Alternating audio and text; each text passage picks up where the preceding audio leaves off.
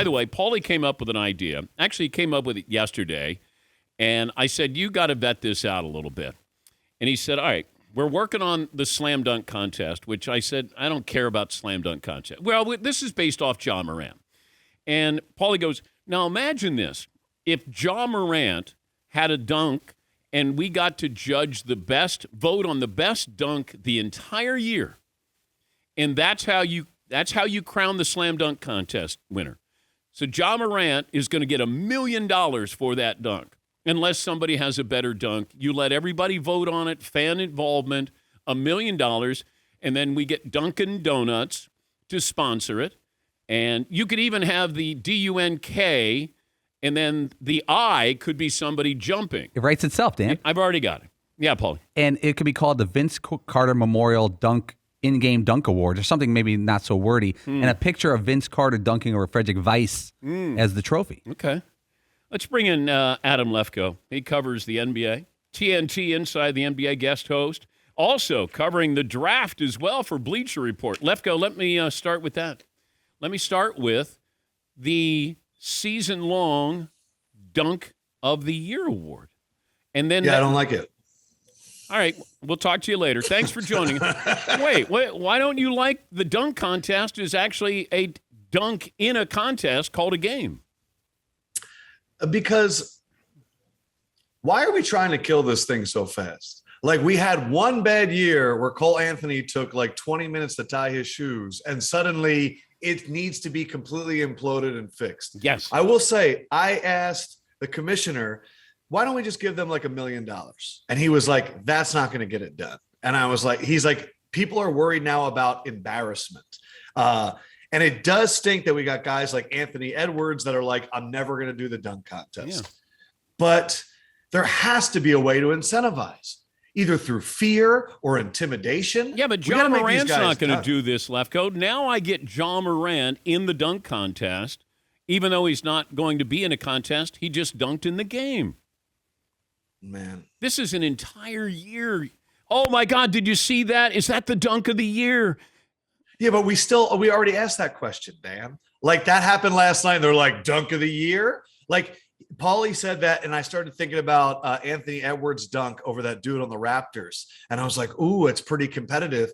House of Highlights does this. It's the moment of the year, dunk of the year, all that stuff. I'm sorry that I came in raining on your parade. I bet you guys were having a great morning. We were.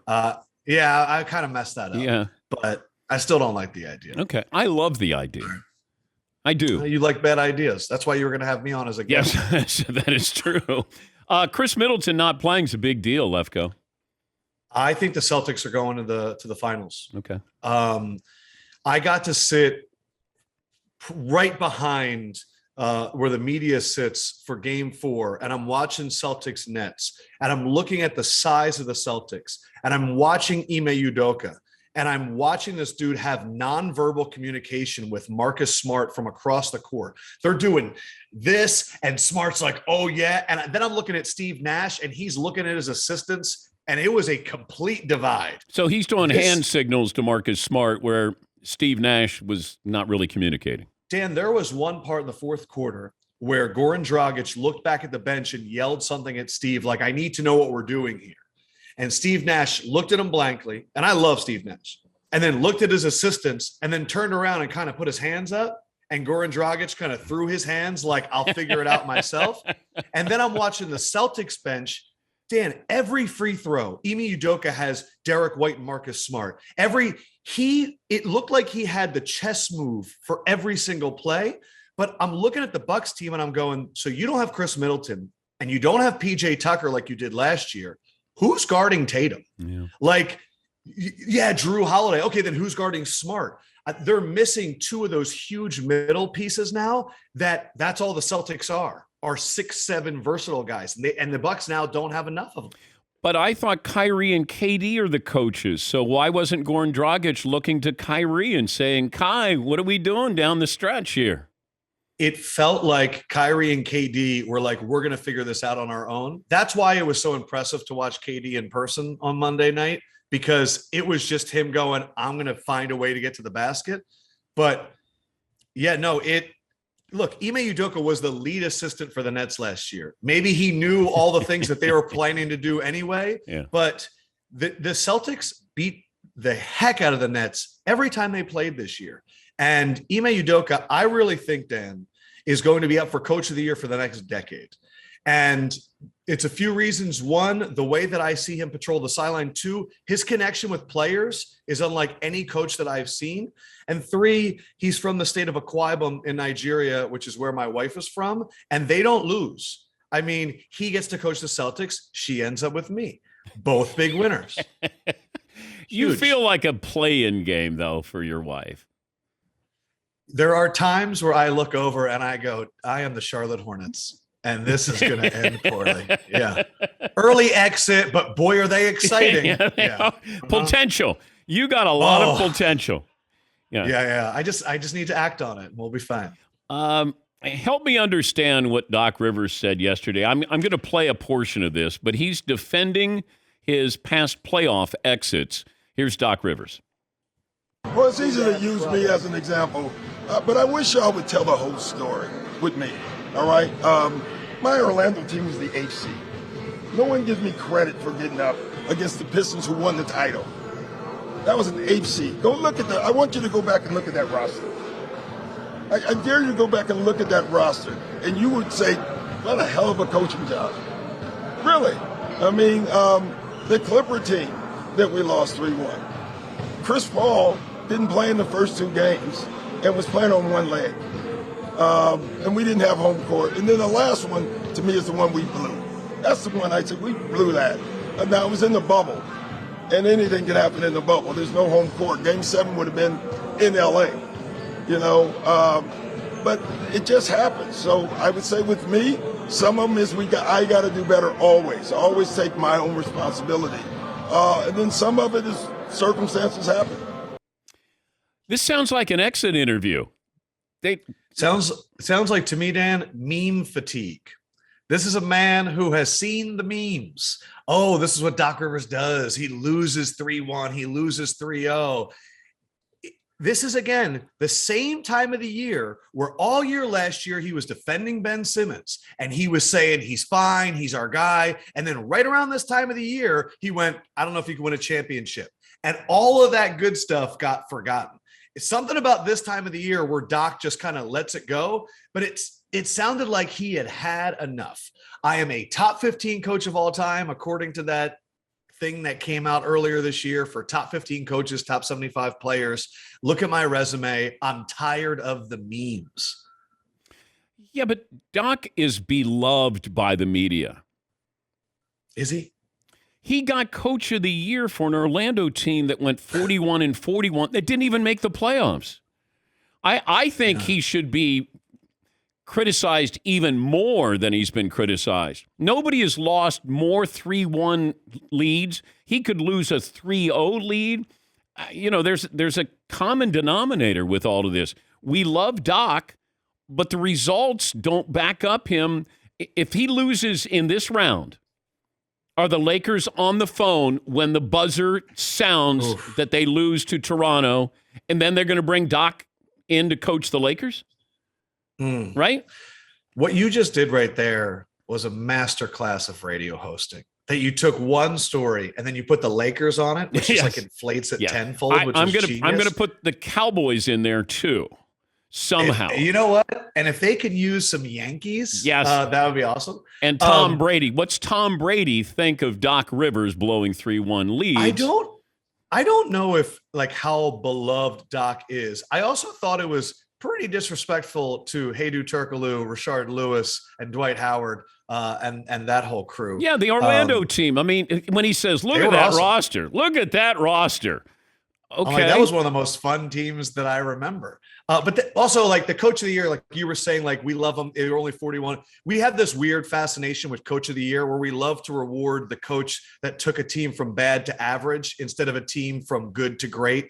Yet we give a most improved player to Ja Morant. That made no sense to me at all. No offense, Ja. You're a great dunk of the year. You should win $1 million, according to Paul. But with Doc, I don't think Doc gets any credit for the Celtics championship, really.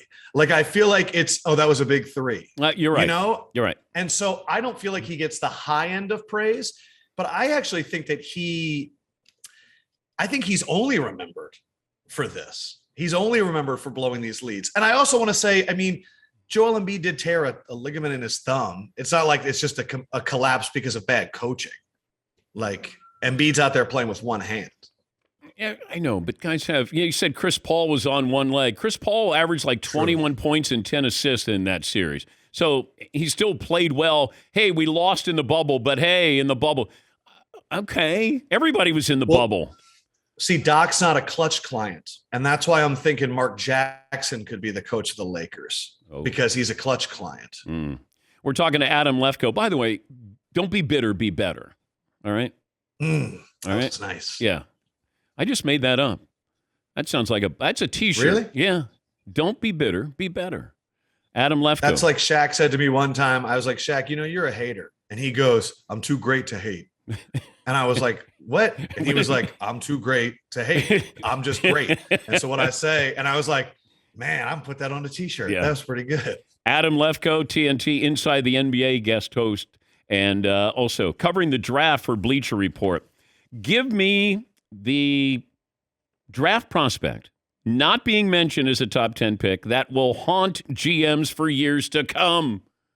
Okay, Dan, let me ask you a question. These last few drafts, all I ever hear about is position importance. Got to get your quarterbacks, got to get your tackles. But there's always a guy taken in the teens that when we do a redraft, we go, how did this guy fall? And it's always the same position.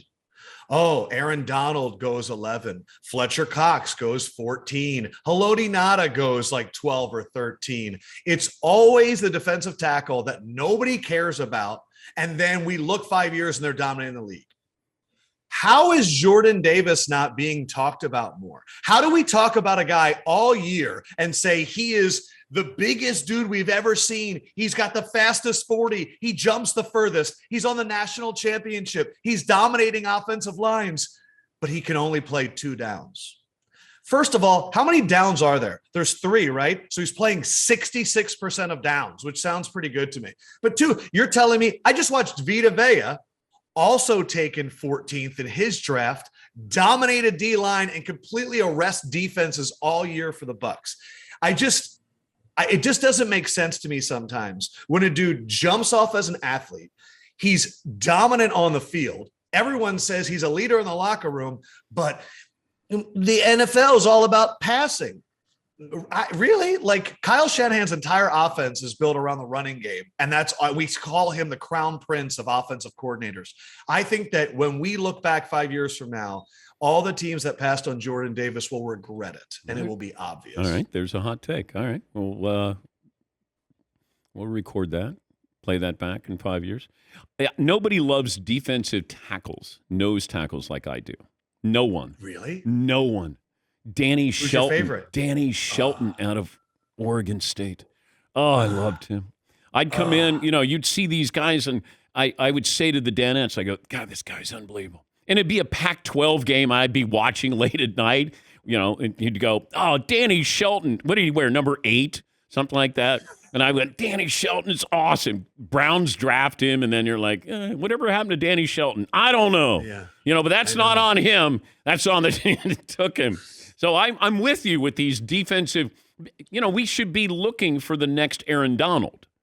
Don't tell me the games are won in the trenches. Yes. And then completely ignore. Don't talk to it like, Dan, you've talked to NFL players and they're like, just watch the trenches. But then we're over here being like, you need a shutdown corner. And I'm like, or you could draft Jeff Okudah. Like, we just saw it. Like I don't know, man. Sometimes it just seems crazy. Give me the name that you're struggling with that you might have to pronounce covering the NFL draft. I'm so nervous. So we're doing the NFL draft. Bleacher Report's going to be in the BR app tonight, and it's on YouTube. Me, Connor Rogers, Mike Felden, and then we're going to be joined by Jason Kelsey, Richard Sherman to give analysis, Torrey Holt, Amon St. Brown. I went online and was like, 2022 draft pronunciation guide. Let me just crank this all out in one spot.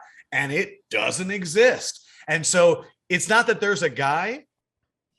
All I'm hearing from draft people is there could be guys taken in the first round that we don't even have until day 3. And I haven't even looked at them yet, Dan. So there's guys that are going to come out of nowhere that I'm just going to go, look at the linebacker taken by the Ravens. No, but that's where you go to the analyst. That's where you go, wow, that's what did you think of that pick by Carolina? Let them pronounce the name. It's a beautiful thing when you realize the limitations of your own job and that in the end, all I have to do is ask a question. Well, when I covered the NBA draft, I kept thinking Nicholas Skidishvili is going to be coming up. And I'm thinking, and I think he went 5 overall. So I'm thinking already, the commissioner comes to the podium and, with the 4th pick, the Portland Trailblazers take Brandon Roy. And I'm thinking, all right, Brandon Roy, blah, blah, blah. All right, talk about it, Billis and everybody else. And I'm going, when is Nicholas Skidishvili going to be taken? And the Denver Nuggets select Nicholas Skidishvili. And then I thought, I don't even have to say his name. So I went to Billis. I go, what do you think? What do you think of the pick? And then he goes, Skidishvili is a really talented, he's a 7-footer, run the floor. So you don't have to say the names. Exactly. The commissioner does, and then your analysts do. Man. Like I come on here and I get these just beautiful pieces of sage advice every single time. But like, just remember, you're you're John Stockton. I know. You're John Stockton. That's your role. You don't have to be Karl Malone. You're John Stockton. You'll like this story. So one time, when it gets late at night for TNT Tuesdays, sometimes we'll record like the last segment of the show. If it's like everything's done, the games are done and all that stuff. And I have notes that I'll work on all week of like little gems and stuff that I want to work in there.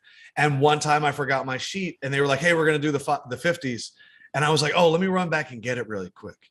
And Shaq looks at me and I get up and he puts his hand on my hand, his bear claw, and I'm stuck to the desk. And he goes, you don't need it. And I was like, no, I need it. Because I know he just wants to shoot it and get done with it. And he goes, no, you don't need it.